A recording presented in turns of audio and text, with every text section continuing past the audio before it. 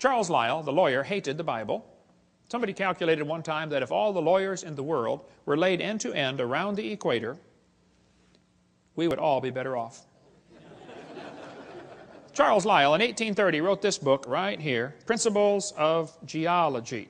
I've got it here on the table. You can come take a look at it. It's all marked up. In this book, you can see his hatred for the Bible kind of ooze off every page. He kept calling it ancient doctrines. He said, oh, you have a scriptural authority. He was mocking them, okay? He called it a religious prejudice. He said, men of superior talent, he's talking about himself, who thought for themselves and were not blinded by authority. He used every opportunity he could find to mock the Scriptures. And kids, you won't have to go to college very far before you're going to run into a professor that has this mocking attitude toward God's Word. How many of you had one when you went through school? Seems like their whole goal in life is to destroy your faith. I had a bunch of them when I went to school. They just wanted to destroy your confidence. Well, Charles said his goal was to free the science from Moses. What do you suppose he meant by that? Well, before Charles Lyell wrote his book, everybody looked at the geology, looked at Grand Canyon and said, wow, look what the flood did. He didn't like people interpreting Earth's history in light of the Bible. He wanted them to interpret Earth's history in terms of millions of years. Lyell is the primary guy responsible for inventing what today is known as the geologic column. How many have ever heard of the geologic column before? They divided the Earth up into layers and gave them names, you know. Cenozoic, Mesozoic, Paleozoic, Archaeozoic, all that kind of stuff. Maybe you saw the movie Jurassic Park, named after the Jurassic layer, okay? Each layer of rock was given a name and an age and an index fossil. Now keep in mind, all this was done in 1830 before there ever was a carbon dating, potassium-argon dating, rubidium-strontium dating, lead-208, lead-206, uranium-235, uranium-238. None of those had even been thought of. So they didn't determine these great ages by any radiometric decay method. They just picked the numbers out of the clear blue sky. It's a fact the Earth has many layers of sedimentary rock. That is just a fact. You can see them all over Tennessee here. How'd they get there? Well, there are two interpretations. One group says the layers formed slowly over millions of years. The other group says, no, these layers are all from the flood in the days of Noah. And again, they're always trying to erase that line between the two and make their interpretation become part of the fact. And it's just not, okay? It's just their interpretation, that's all. The geologic column is actually the Bible for the evolutionist. The only place you'll ever find it is in the textbooks. It doesn't exist. This guy admits it.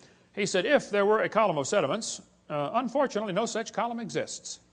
Did you know there is no geologic column? If there was, it'd be 100 miles thick. It doesn't exist. It's one of the lies in the textbooks. And actually, all of evolution is based on this lie right here. This is one of the most serious ones, in my opinion. It's true the Earth has layers. That's not the question. Okay? How did they get there, though? I mean, if that layer sat there for 10 million years waiting for the next one, don't you think it's going to rain once in a while in 10 million years? Why are there no erosion marks between the layers? Why are they stacked on top of each other just like a stack of pancakes? And by the way, why are there no soil layers between the rock layers? I mean, soil builds up on top of rock. Don't you think there'd be some soil built up once in a while? Look, if you get a jar of dirt and rocks and gravel and sand and mud and shake it up and set it down, it settles into layers for you in a few minutes. It doesn't take long. How many have seen those things you buy at the mall with two pieces of glass and different colored sand in between? You know, you flip it over and it makes all kinds of layers just in a few seconds. It doesn't take long. I was preaching years ago in Union Center, South Dakota. Now, Union Center is right there. It's not even on the map.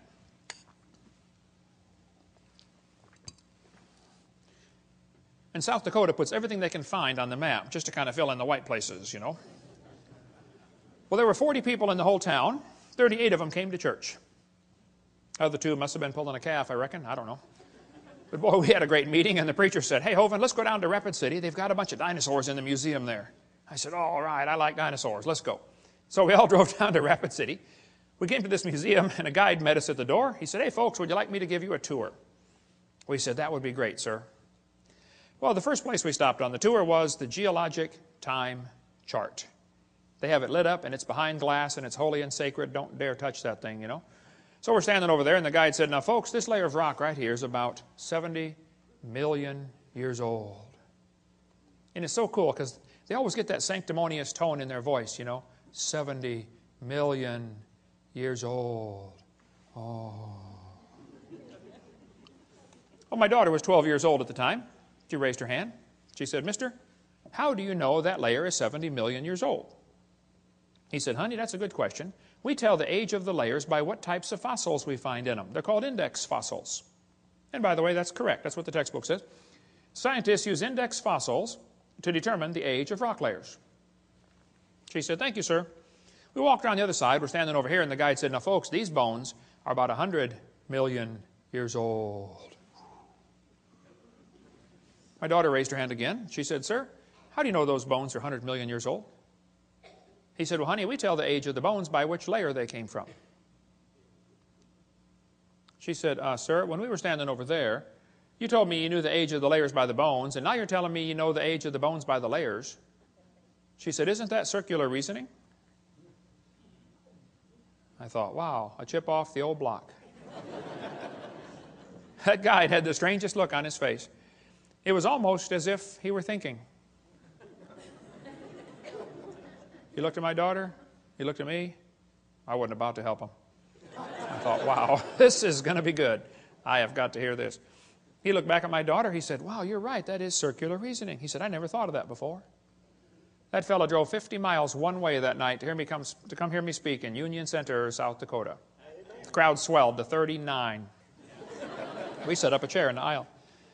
Afterwards, he talked to me for an hour. He said, "Hovind, is everything I believe about geology wrong? I teach this stuff at the college."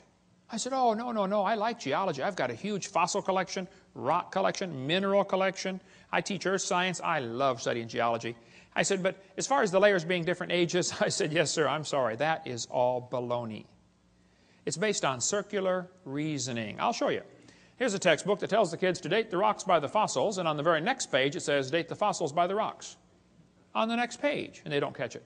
It's a lie. It's circular reasoning.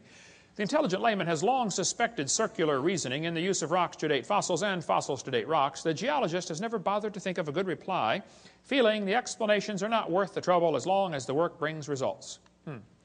It cannot be denied from a strictly philosophical standpoint, geologists are arguing in a circle. The relative ages of rocks are determined by the organisms they contain. They date the rocks by the fossils and the fossils by the rocks. Ever since the beginning of the 19th century, fossils have been and still are the best and most accurate method of dating and correlating the rocks in which they occur. Apart from very modern examples, which really are archaeology, I can think of no cases of radioactive decay being used to date fossils. They don't date fossils by potassium-argon dating or carbon dating. That's not how they do it. Radiometric dating would not even be possible if the geologic column had not been erected first. There's no way simply to look at a fossil and say how old it is unless you know the age of the rocks it comes from. This is Niles Eldredge, one of the most famous evolutionists alive today. He said, and this poses something of a problem. Yeah, something poses a big problem, Niles. If we date the rocks by the fossils, how can we then turn around and talk about patterns of evolutionary change through time in the fossil record? Circular reasoning. This guy said the rocks do date the fossils, but the fossils date the rocks more accurately.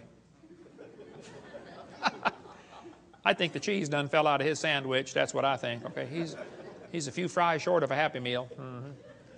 It's based on circular reasoning. Okay, this guy said the charge of circular reasoning can be handled several ways. It can be ignored as not the proper concern of the public. It can be denied by calling down the law of evolution. It can be admitted as a common practice or avoided by pragmatic reasoning. But it is all based on circular reasoning.